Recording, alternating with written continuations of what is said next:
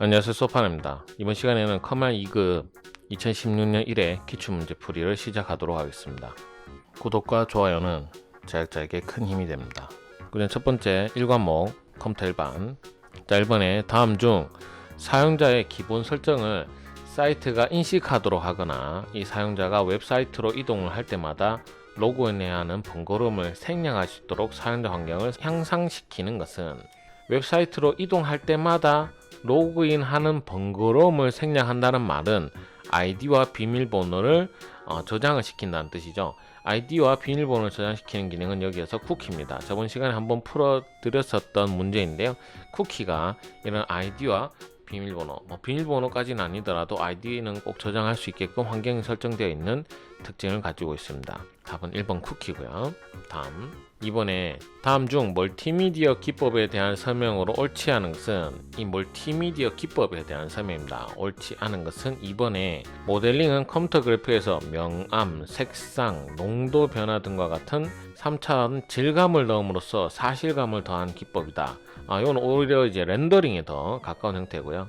모델링은 객체를 만드는 것, 그러니까 우리가 사각형 박스 형태를 만든다든가 원형 구 형태를 만든다든가 이런 객체를 그리는 것을 모델링이라고 합니다. 그래서 답은 2번이고요. 다음 3번에 다음 중 윈도우 7에서 이 디스크에 저장된 파일의 위치를 재정렬하는 단편화 제거 과정을 통해서 파일의 읽기 쓰기 성능을 향상시키는 기능. 자, 제가 단편화 기능에 대해서 한번 설명을 한번 했었는데요.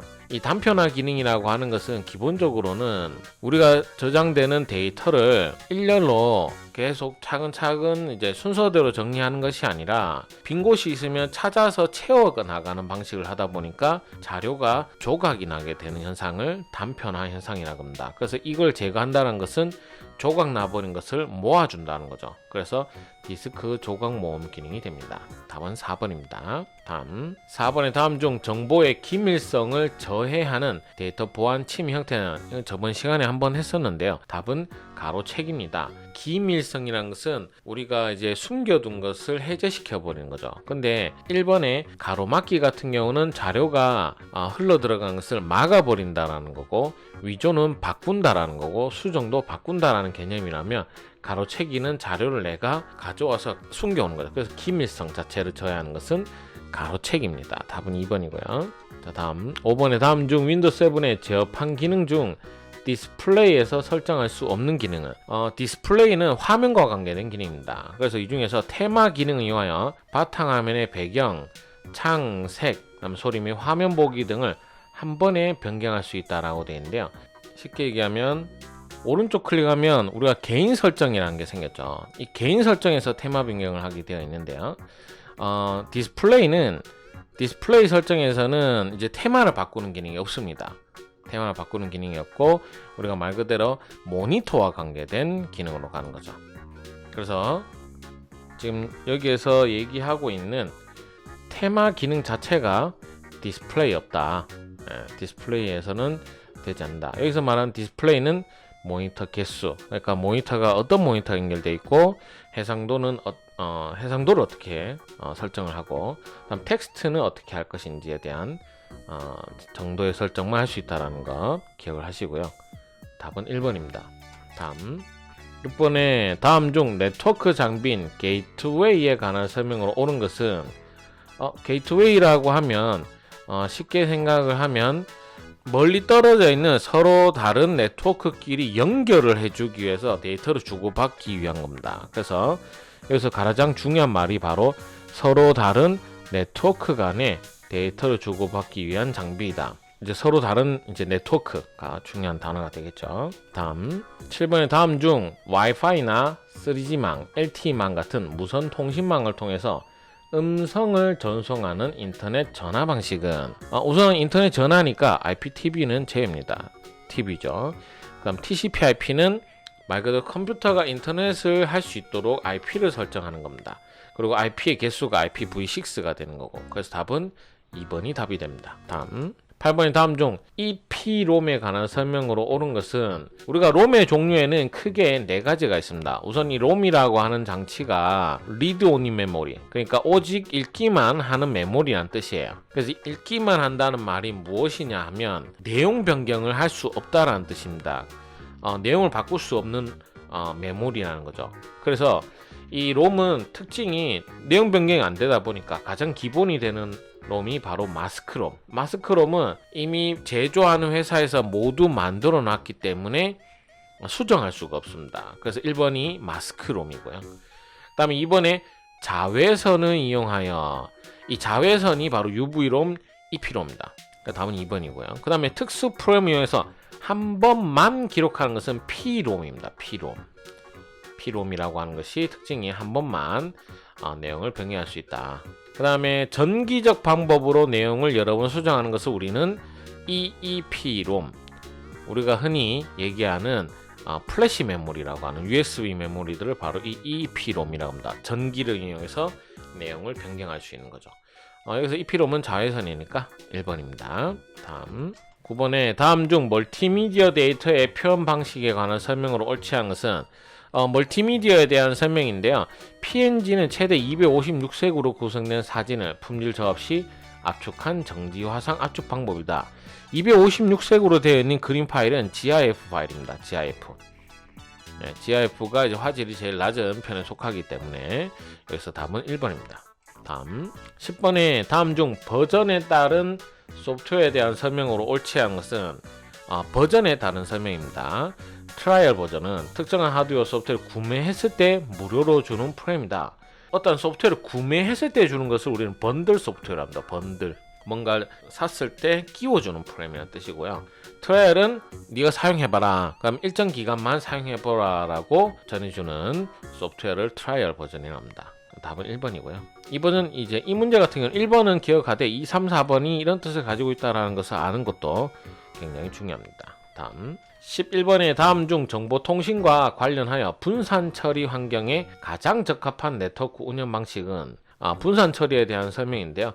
이 답은 2번입니다. 클라이언트 서버 방식. 우리가 현재 사용하는 인터넷이 바로 이 클라이언트 서버 방식인데요.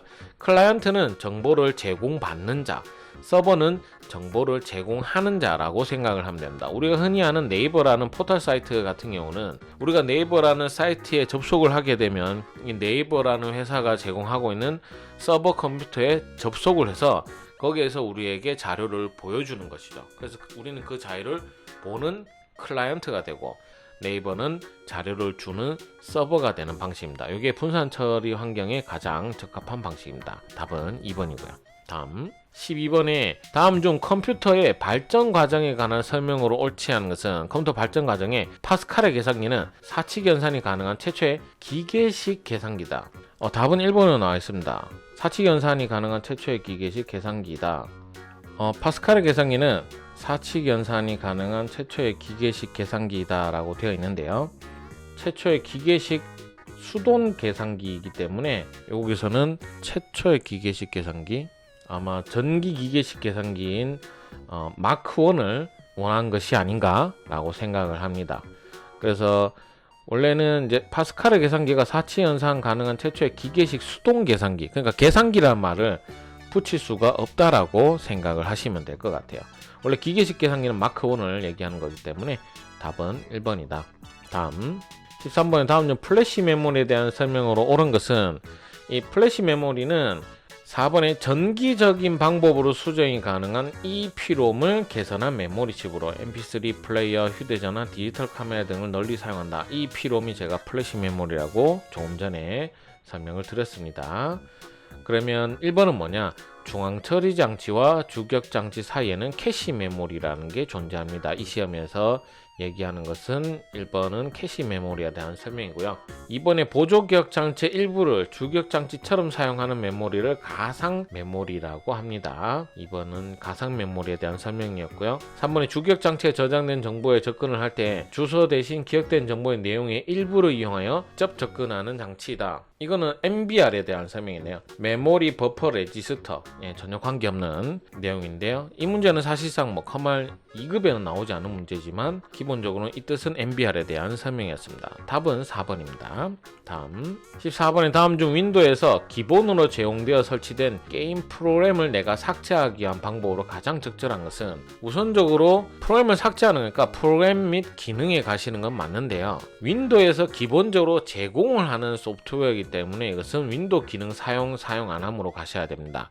만약에 내가 설치한 소프트웨어였다면 프로그램 제거 변경이었겠지만 이제 이 문제에서 원하는 것은 기본으로 제공되는 게임이기 때문에 답은 3번입니다. 기억하시고요. 다음 15번의 다음 중 W3C에서 제안한 표준안으로서 문서 작성 중심으로 구성된 기존 표준의 비디오, 오디오 등을 다양한 부가 기능과 최신 멀티미디어 컨텐츠를 액티브X 없이 내가 브라우저에서 쉽게 볼 수 있도록 한 웹 표준 언어, 이것을 우리는 HTML5라고 합니다. 원래 액티브X라고 우리가 예전에는 이제 뭐 공인인증서만 설치하려 해도 무슨 프로그램들을 계속 설치를 했어야 되는데, 이 HTML5 자체에서 따로 액티브X 없이 브라우저로 바로 내가 보고 싶은 영상이라든가 음악 이런 것들을 바로 이제 실행할 수 있도록 만들어진 겁니다. 답은 3번이고요. 다음 16번에 다음 중 윈도우의 작업 표시줄 및 시작 메뉴 속성창에 대한 설명으로 옳지 않은 것은, 작업 표시줄 및 시작 메뉴는 가장 아래에 나타나는 메뉴를 뜻합니다. 여기서 작업 표시줄이 꽉 차면 단축 키 크기가 자동 조정돼도 선택할 수 있다.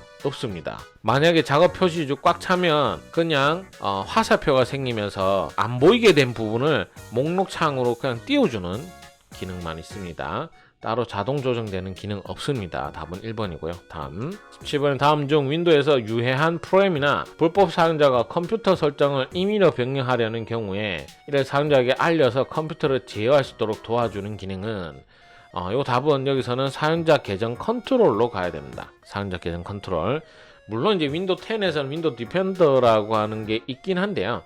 이건 윈도우 7이거든요. 윈도우 디펜더는 윈도우 10에 나온 기능입니다. 그래서 이제 만약에 시험 문제가 이제 윈도우 10 위주, 아니면 아예 윈도우 7에서 7이란 말이 없어지면 요거는 조금 달라질 수 있죠. 근데 이제 기본적으로 이때 당시에서는 이 문제의 답은 사용자 계정 컨트롤이었다 라고 생각해 주시면 됩니다.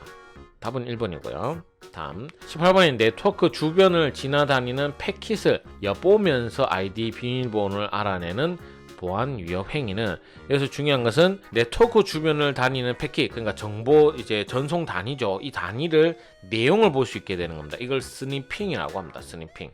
답은 1번이고요. 다음 19번에 다음 중 컴퓨터의 연산 속도 단위로 가장 빠른 것은, 속도 단위는 우리가 흔히 아는 밀리미터에 해당되는 밀리초, 그 다음에 마이크로초, 나노초, 피코초, 펜토초, 아토초 순이 됩니다. 그래서 밀리초는 10의 마이너스 3승을 뜻하고요. 마이크로초는 10의 마이너스 6승 이렇게 됩니다. 그래서 답은 밀리, 마이크로, 나노, 피코니까 4번이 답이 되는 거죠. 다음 20번에 다음 중 프린터 인쇄 시 발생할 수 있는 문제 해결법으로 가장 적절하지 않은 것은, 인쇄할 때 이번에 프린터에 스풀 에러가 발생한 경우 프린트 스플러 서비스를 중지하고 수동으로 다시 인쇄한다. 우리가 이제 문제 해결을 한다라는 것은 말 그대로 뭔가 잘못됐을 때 해결하는 건데요. 1번 같은 경우 인쇄가 되지 않을 경우 뭐 전원이나 케이블 상태를 확인한다든가, 뭐 인쇄 회복 같은 경우 드라이버를 설치한다든가 카트리지 교환하는 것은 괜찮은데요. 이제 스풀 에러라는 게 발생하게 되면 스플러 서비스를 중지한다 해서 수동 다시 인쇄한다. 스풀 에러는 그러니까 저장된 정보에 대한 에러이기 때문에 이거는 스플러를 중지하는 것이 아니라 프린터 전원을 끄는 행위를 하셔야 되는 게 정상입니다. 프린터 전원 또는 컴퓨터의 전원을 끄겠죠. 그래서 이제 데이터가 전송된 것이 에러지, 그러니까 프린트 스플러 서비스를 중지한다고 해서 내가 수동으로 인쇄한다고 해서 나아지는 게 아닙니다. 스풀이라고 하는 애는 기본적으로 프린터를 하기 위해서 이제 우리가 컴퓨터에서 자료를 스풀로 전송을 시켜주는 겁니다. 그래서 스풀은 기본적으로 내가 인쇄할 정보가 담긴 곳이죠. 이제 인쇄할 정보가 담긴 곳에 이제 에러가 발생했으니까 다시 전송을 해주시면 됩니다. 아니면 전원을 끄든가. 그래서 답은 2번이 답이 됩니다. 자, 그래서 이번 시간에는 이제 2016년 1회 이제 첫 번째 과목 다 풀어봤고요.